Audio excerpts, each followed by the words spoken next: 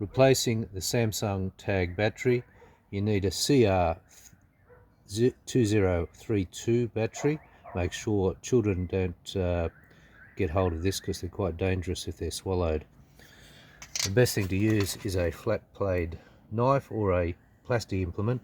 The flat blade knife is broad so that it gives spreads the pressure as you're opening it rather than damaging it.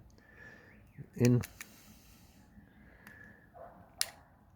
can probably get it with your fingernail or just gently with the knife along a bit further to open it up. This battery's probably going to fly out here when I do this, but it doesn't matter. Let's run that a little bit more.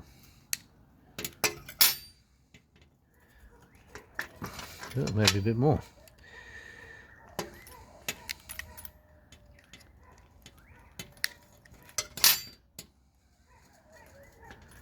Okay, that's the battery inside. You just pop the other one in and away you go. This is already a new one actually, so I'll just put that back in and stop recording.